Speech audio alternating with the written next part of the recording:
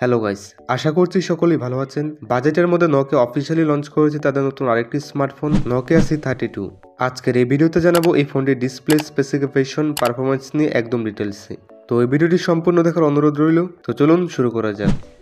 Nokia মানে শক্তিশালী বা শক্ত কিছু একটা, তাই এখানেও ফোনটিকে শক্ত রাখার জন্য ব্যাক সাইড এবং সামনে হাই কোয়ালিটি গ্লাস ব্যবহার করা হয়েছে এবং ফোনটির ফ্রেমে ব্যবহার করা হয়েছে প্লাস্টিক।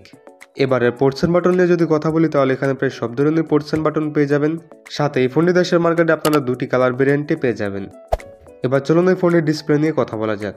এই ফোনটিতে 6.5 ইঞ্চি মাপের একটি full HD plus IPS LCD display ব্যবহার করা হয়েছে। সাথে রেজলিউশন হচ্ছে 720x3600 পিক্সেল। আর এই ডিসপ্লেটিকে প্রোটেকশনের জন্য এখানে স্ক্র্যাচ রেজিস্ট্যান্ট গ্লাস ব্যবহার করা হয়েছে। এছাড়াও এখানে রয়েছে 16 মিলিয়নের কালার সাপোর্ট। আর এই পিক ব্রাইটনেসে আমরা যথেষ্ট ঘাটতি পেয়েছি, মানে আউটডোরে এখানে ব্রাইটনেস নিয়ে একটু স্ট্রাগল করতে হবে। আর এখানে চিন বেজেল একদমই ঠিকঠাক আছে। আর আমার মনে হয় যে এখানে একটি 5 কার্টিন ক্যামেরা দিলে অনেকটাই ভালো হতো। চলুন এই ফোনটির এবার পারফরমেন্স নিয়ে কথা বলা যাক। এই ফোনটিতে চিপসেট হিসেবে থাকছে 28nm ইউনিসক SC9863 প্রসেসর। আর এই জিপিও হচ্ছে IMG 8322। এই ফোনটি একটি মাত্র স্টোরেজ ভেরিয়েন্টে লঞ্চ করা হয়েছে। আর এই ভেরিয়েন্ট হলো 4GB র্যাম এবং 64GB রোম। তবে এর মূল্য হচ্ছে মাত্র 13,499 টাকা। এই ফোনটিতে সিকিউরিটির জন্য পেয়ে যাবেন সাইড মাউন্টেন ফিঙ্গারপ্রিন্ট সেন্সর এবং এই ফোনটিতে রয়েছে 5000 mAh একটি ব্যাটারির সাথে ব্যবহার করা হয়েছে মাত্র 10 ওয়াটের একটি ফাস্ট চার্জার। তো অবশ্যই এখানে আর একটু বেশি ওয়াটের চার্জার দিলে অনেকটাই ভালো হতো।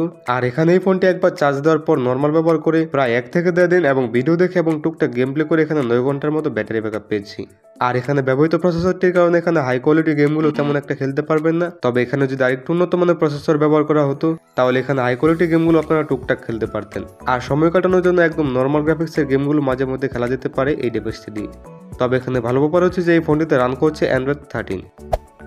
এবার এই ফোনটির ক্যামেরা সেকশন নিয়ে যদি কথা বলি তাহলে এখানে রয়েছে ডুয়াল ক্যামেরা সেটআপ। এর প্রথম ক্যামেরাটি হলো 50 মেগাপিক্সেলের একটি ওয়াইড সেন্সর এবং দ্বিতীয় ক্যামেরাটি হলো 2 মেগাপিক্সেলের একটি ম্যাক্রো সেন্সর। আর ফ্রন্টে থাকছে একটি 8 মেগাপিক্সেলের সেলফি ক্যামেরা। তো চলুন এই ক্যামেরাগুলো দিয়ে তোলা ছবিগুলো ধাপে ধাপে দেখে আসি।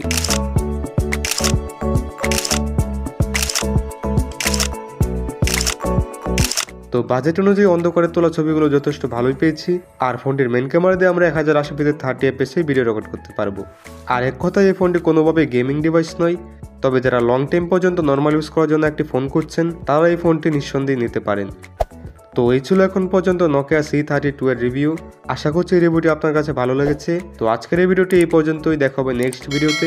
ততক্ষণ পর্যন্ত ভালো থাকবেন, সুস্থ থাকবেন, ধন্যবাদ।